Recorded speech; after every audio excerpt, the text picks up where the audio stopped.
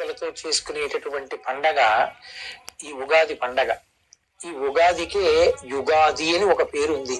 అంటే అసలు కలియుగ ప్రారంభం ఇవాల్టి రోజునే జరిగింది అని. భాషాపరంగా రాష్ట్రపరంగా వేరు వేరు ఉగాదులు ఉన్నప్పటికీ తెలుగు భాషకి మాట్లాడేటటువంటి వాళ్ళందరూ కూడా ఈ చైత్ర శుద్ధ పాడ్యమి నాడే ఉగాది పండగ చేసుకుంటారు. మనం చాంద్రమానాన్ని ఎప్పుడూ కూడా కాల గణనములకు ప్రాతిపదికగా తీసుకుంటాం. ఈ చాంద్రమానమునందు చైత్రమాసం మొట్టమొదటి మాసంగా స్వీకరింపబడుతుంది.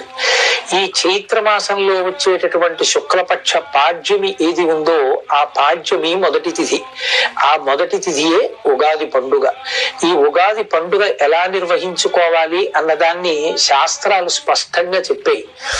ఉగాది పండగ నాడు మాత్రం ఏ కారణం చేత కూడా బ్రహ్మ ముహూర్తానికి తరువాత లేవకూడదు. కనీసంలో కనీసం సూర్యోదయానికి ముందరే లేచి స్నానం పూర్తి చెయ్యాలి. చాలా మందిలో ఉన్నటువంటి అపప్రథ ఏమిటంటే సూర్యోదయం అయిపోయిన తరువాత పూజ చేసి ఆ పూజలో వేప పువ్వు పచ్చడి అనబడేటటువంటి పచ్చడిని నైవేద్యం చేసి దాన్ని ప్రసాదంగా తీసుకోవచ్చు అని. కానీ శాస్త్రంలో అలా చెప్పబడలేదు. యద్వర్షాదౌ నింబసుమం శర్కరాంలఘృతైర్యుతం. నింబసుమం అంటే వేప పువ్వు. అది వర్షాదౌ సంవత్సర ప్రారంభంలో శర్కరాంల ఘృతైర్యుతం. శర్కర అంటే పంచదార. కానీ పంచదార అన్నప్పటికీ కూడా దేవతలకి నైవేద్యం చేసేటటువంటి ప్రసాదంలో నిలవదోషం లేనటువంటి పదార్థమైన బెల్లాన్నే వాడతాం కాబట్టి బెల్లము అని అక్కడ అర్థం చేసుకోవలసి ఉంటుంది. శర్కరాంల ఘృతైర్యుతం. అందులోకి పుల్లని పదార్థాన్ని చింతపండు రసాన్ని చేర్చి కొత్త చింతపండుని ఘృతైర్యుతం ఆవు నీతిని కూడా కలిపి అలా తయారు చేసినటువంటి పదార్థం ఏదుందో దాన్ని భక్షితం పూర్వయామేస్య తద్వర్షం సౌఖ్యదాయకం. దాన్ని ఎప్పుడు తినాలని చెప్పారంటే పూర్వయామమునందు తినాలి అని. పూర్వయామమునందు అంటే సూర్యోదయాత్ పూర్వమే తినాలి. సూర్యోదయాత్ పూర్వం ఆ పచ్చడి తినాలి అంటే అది భగవంతుడికి నివేదన జరిగి ఉండాలి కదా. భగవంతుడికి నివేదన జరిగి ఉండాలి అంటే పూజ పూర్తయి ఉండాలి కదా. పూజ పూర్తయి ఉండాలి అంటే స్నానం పూర్తి అవ్వాలి కదా. అంటే ఉగాది పండగ నాడు స్నానం అనేటటువంటిది బ్రహ్మ ముహూర్తంలో చెయ్యాలి. ఆ బ్రహ్మ ముహూర్తంలో స్నానం చేసే ముందు ఒళ్ళంతటికీ కూడా తైలాన్ని అలదుకుంటారు. తైలే లక్ష్మీ. ఉగాది పండగ నాడు బ్రహ్మ ముహూర్తంలో ఒంటికి తైలాన్ని అలదుకుంటే ఆ తైలమునందు మహాలక్ష్మి ప్రవేశించి ఉంటుంది. ఆ కారణం చేత అలక్ష్మి తొలగుతుంది. జలే గంగా. సూర్యోదయం వరకు కూడా ఎక్కడెక్కడ నీరు ఉన్నా నీటిని గంగ ఆవహించి ఉంటుంది. తలస్నానం శరీరానికి తైలమర్దనం చేసుకుని భక్షితం పూర్వయామేస్య. బ్రహ్మ ముహూర్తంలో స్నానం చేసి వెంటనే ఈశ్వరుణ్ణి ఆరాధన చేసి ఉగాది పచ్చడి అని పిలువబడేటటువంటి వేప పువ్వు, దానితో పాటుగా బెల్లం ముక్క, చింతపండు పులుసు, ఆవు నెయ్యి కలపబడినటువంటి పదార్థాన్ని ఈశ్వరుడికి నివేదన చేసి దాన్ని ప్రసాదంగా ఎవరు తీసుకుంటారో వారికి తద్వర్షం సౌఖ్యదాయకం. వారికి ఆ సంవత్సరం అంతా కూడా సౌఖ్యదాయకమై ఉంటుంది అన్నది శాస్త్రవచనం. ఇక్కడ ఒక విషయాన్ని అర్థం చేసుకోవలసి ఉంటుంది. ప్రధానమైన పదార్థం ఏది అంటే నింబసుమం. వేప పువ్వే ప్రధానమైనటువంటిదై ఉంటుంది. ఆ వేప పువ్వు ప్రధానంగా తీసుకుంటే ఏమొస్తుంది అన్నారు. శతాయుర్వజ్రదేహాయ.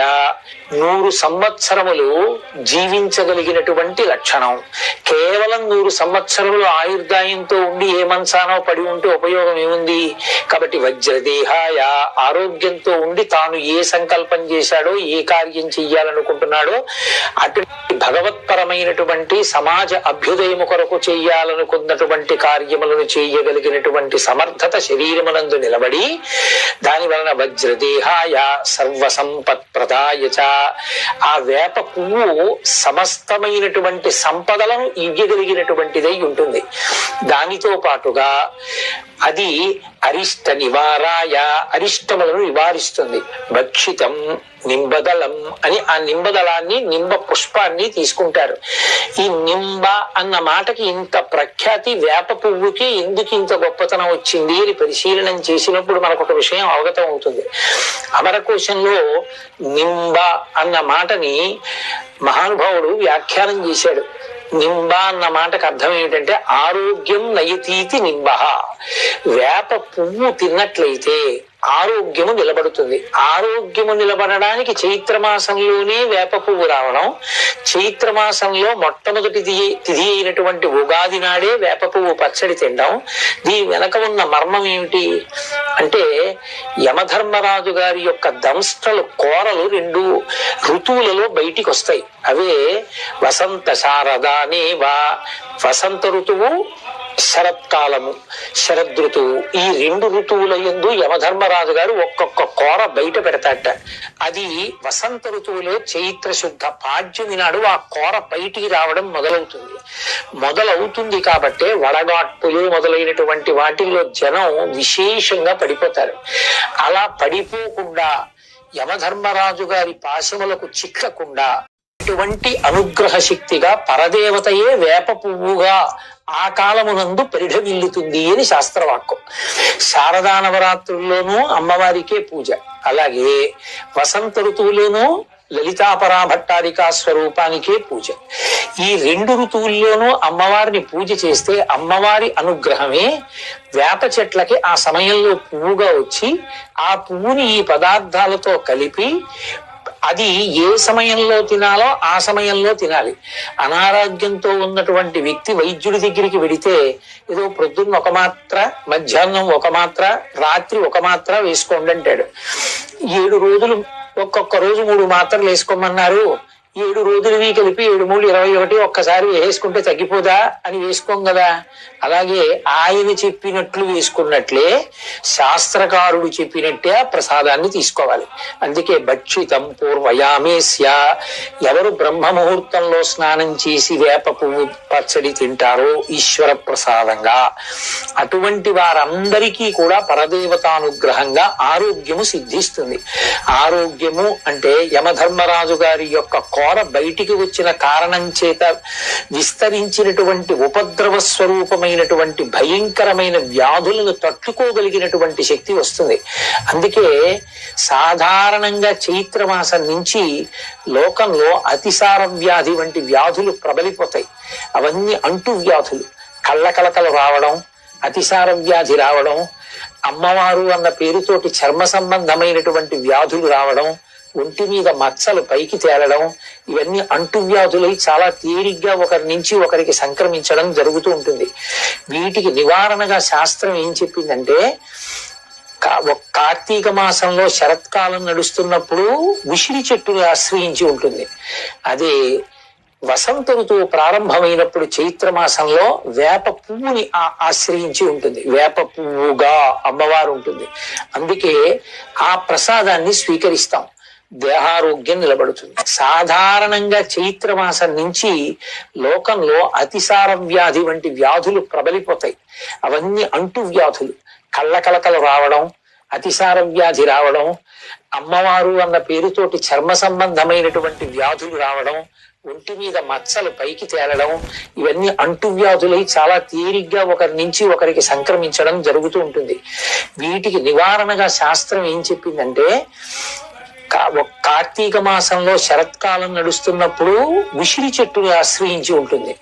అదే వసంత ఋతువు ప్రారంభమైనప్పుడు చైత్రమాసంలో వేప పువ్వుని ఆశ్రయించి ఉంటుంది. వేప పువ్వుగా అమ్మవారు ఉంటుంది. అందుకే ఆ ప్రసాదాన్ని స్వీకరిస్తాం. దేహారోగ్యం నిలబడుతుంది. ఇక 2, అటువంటి ప్రసాదాన్ని స్వీకరించినప్పుడు అందులో షడ్రుచులు కలగలిసిపోయి ఉంటాయి. జీవితం అనేటటువంటిది కేవలం సుఖాలు, కేవలం దుఃఖాలు అనుభవించడానికి వచ్చింది కాదు. కేవలం సుఖాలు అనుభవించాలి అంటే ఇక్కడ ఉండరు, దేవతగా ఉంటారు. కేవలం దుఃఖమే అనుభవించాలి అంటే ఇక్కడ ఉండరు, ఏ మత్స్యలోకంలోనూ ఉంటారు. ఎందుకు అనుభవించాలి? చేసుకున్న పాపపుణ్యములు ఉన్నాయి కనుక. పాపము అనుభవంలోకి వస్తే దుఃఖంగా ఉంటుంది. ఆ దుఃఖము తెలియబడ్డానికి శరీరం ఉండాలి. పుణ్యము అనుభవంలోకి వస్తే సుఖంగా ఉంటుంది. అది తెలియడానికి శరీరం ఉండాలి. కాబట్టి ఈ సంవత్సరంలో సుఖము ఉంటుంది, దుఃఖము ఉంటుంది. సుఖం వచ్చినప్పుడు గుండెల మీద చరుచుకుని విర్రవీగకు, దుఃఖం వచ్చినప్పుడు పాతాళంలోకి కుంగిపోకు. రెండిటి యందు సమతౌల్యమును, సంతోషాన్ని పొందడం నేర్చుకో. సుఖం వచ్చింది. ఈశ్వర, ఎప్పుడో చేసుకున్న పుణ్యం ఏదో ఉంది, దాని ఫలితాన్ని నాకు అందించావు. నీ పాదములను గట్టిగా పట్టుకుని ఇదంతా నా ప్రమేయమే అని నేను విర్రవీగకుండా శాస్త్రము చేత విధింపబడినటువంటి కర్మలు చేసి పుణ్యకార్యములను చేసి నేను 10 మందికి పనికొచ్చేటట్టుగా బ్రతకగలిగినటువంటి భాగ్యాన్ని నాకు అని ప్రార్థన చేయగలగాలి. దుఃఖం వచ్చింది. ఈశ్వర, గత జన్మలలో నేను చేసినటువంటి ఏదో పాపము నాకు ఫలితముగా వచ్చి అనుభవింపచేసి నేను చేసుకున్నటువంటి పాపాన్ని తీసేస్తున్నావు.